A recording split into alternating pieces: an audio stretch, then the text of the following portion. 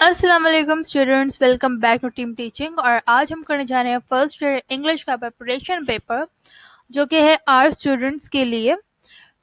ये मेरे एक स्टूडेंट ने मुझे पेपर दिया ताकि मैं आप लोगों के साथ शेयर कर सकूं। ओके, तो हम इस चैनल पे तमाम जो हैं एजुकेशन रिलेटेड जो है हम सिंध बोर्ड के डालते रहते हैं, गेस्ट पेपर्स हो गए और इंस्टीट्यूट के पेपर्स और तमाम कॉलेजेस के पेपर को भी हम डालते हैं। तो इस बार ही हमारे पास आर्ट्स के पेपर को हम डालेंगे। आर्ट्स के स्टूडेंट के पेपर होने वाले हैं, तो हम वो यहाँ से तैयारी कर सकते हैं। तो पहले हम लोग प्रोज के सारे देख लेंगे और उसके बाद हम पोइट्री देखेंगे, देन प्ले को देखेंगे। यहाँ पे हम पोइट्री आ गई है, एंड देन फिर हम प्लेस को देखेंगे। उसके बाद हमारे पास लेटर है, शॉर्ट स्टोरीज है, पैराग्राफ्स को भी देख लेंगे जो कि इम्पोर्टेंट है।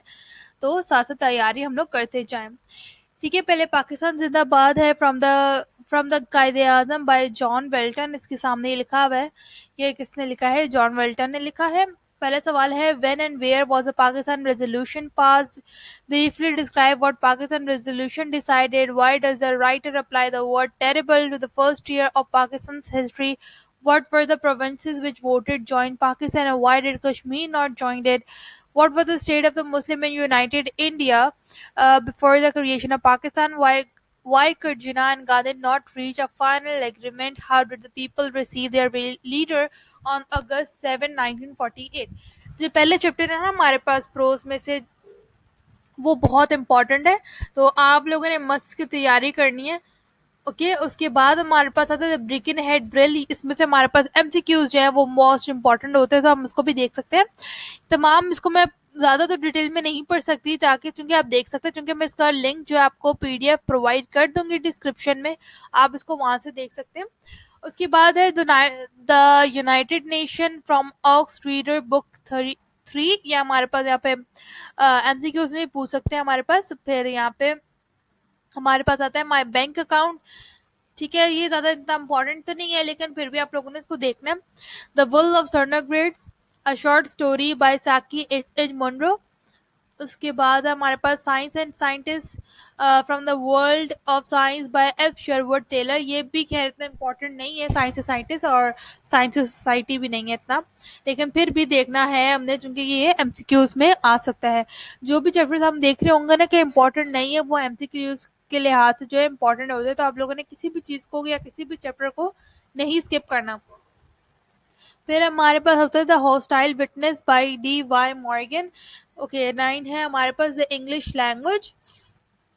इसको भी आप लोगों ने देखना है। फिर उसके बाद आता है हमारे पास पोइट्री का सेक्शन आ जाता है हमारे पास, देख लेते हैं। पहला पोइम हमारे पास आती है under the greenwood tree. It is the most important poem. उसके बाद है the character of happy life, then abbot of Canterbury. उसके बाद है line from the deserted village, Lucy Gray, sonnet compose upon the Westminster bridge. ये भी important है। इसके जो सारे राइटर्स हैं आपने उसको देख लेना है। फिर हमारे पास आता है line from the lay of last minstrel by sir Walter Scott. उसके बाद है incident of the French camp, the toys, Abou Ben Adhem. ये हमारे पास इम्पोर्टेंट है। देन हमारे पास प्लेस हम देख लेते हैं, the count revenge by J H Walsh and.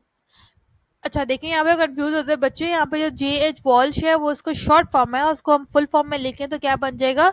John Henry Walsh. ठीक है, ये इसका पूरा नाम है, तो इसको हम शॉर्ट फॉर्म करके जे एच वॉल्श भी लिख सकते हैं। फिर हमारे पास होता है प्रोग्रेस बाय सेंट जॉन जीरवाइन, और इसको हम फुल फॉर्म में भी लिख सकते हैं। तो इन दोनों में से जो सबसे इम्पोर्टेंट है वो है द काउंट्स रिवेंज, लेकिन प्रोग्रेस को भी देख लें जो कि इतना खास बड़ा नहीं है, तो हम इसको आराम से देख सकते हैं, क्योंकि ये एमसी के लिए उसके हाथ से इम्पोर्टेंट होता है। लेकिन ज़्यादा अपनी तैयारी करनी है, जो किसकी करनी है? द काउंटर रिवेंज की करनी है। उसके बाद आता है letters to the editor of any newspaper. तो आप देख लें, इसमें expressing your concern overall street crimes, फिर complaining against increasing accidents and traffic jams, showing your concern over the frequent power failure, against the shortage of water supply, complained against insanitary condition। इस पे भी आ सकता है, और rain के उस पे भी आ सकता है, रेनी वेदर पे, तो आप उसकी भी तैयारी कर सकते हैं। फिर शॉर्ट स्टोरी हमारे पास आता है प्राइड हैड अ फॉल, फिर हमारे पास आता है unity is strength, greed is curse, a friend in need is a friend indeed, honesty is the best policy. जो सबसे ज्यादा आता है वो आता है honesty is the best policy या ग्रीड इज कर्स, तो आप इसकी तैयारी भी कर सकते हैं। कोशिश करिएगा कि शॉर्ट स्टोरी को अटेम्प्ट कर लीजिएगा, क्योंकि लेटर्स में अक्सर गलती हो जाती है हमसे। उसके बाद आता है पैराग्राफ, जो कि आपने बिटवीन क्या किससे करने हैं, 120 वर्ड्स या 150 वर्ड्स के दरमियान आप कर सकते हैं। उसके बाद जो इम्पोर्टेंट है पैराग्राफ उसको देख लेते हैं, जो कि है पीएसएल। उसके बाद है COVID-19 पे uses and abuses of internet, advantages and disadvantages of mobile phone, a morning walk और friendship, war against terrorism, role of social media, positive भी हो सकते हैं नेगेटिव भी हो सकता है, अपने दोनों की तैयारी करनी है। ब्लेसिंग ऑफ साइंस, या इसका एक और नाम भी हम ले सकते हैं स्कोप ऑफ कॉमर्स एजुकेशन। ठीक है, तो आप जो तमाम बच्चे सुन रहे हैं आर्ट्स के स्टूडेंट, वो इसकी तैयारी करें अपने इंग्लिश के लिए। तो आप लोगों के इंशाल्लाह पेपर बहुत अच्छा हो जाएगा। फर्स्ट ईयर के बच्चों की बात हो रही है, तो आप लोगों का पेपर इससे तैयारी करेंगे तो बहुत अच्छा हो जाएगा, क्योंकि जो यहाँ पे क्वेश्चंस मैं देख रही हूँ, जो कि क्वेश्चन गिवन है ना, वो ओवरऑल बुक से दिए गए हैं। तो अगर आप इन सर क्वेश्चंस को ही पढ़ लें तो आपको कहानी की समझ में आ जाएगी। तो आप कोशिश करिएगा कि इस पेपर को ज़रूर देख लें। ठीक है, अगर आपको कोई भी कन्फ्यूजन है तो आप कमेंट्स में हमें पूछ सकते हैं, तो हम बिल्कुल आपको भरपूर जवाब देंगे। ठीक है, अल्लाह हाफ़िज़, अपना ख्याल रखिएगा।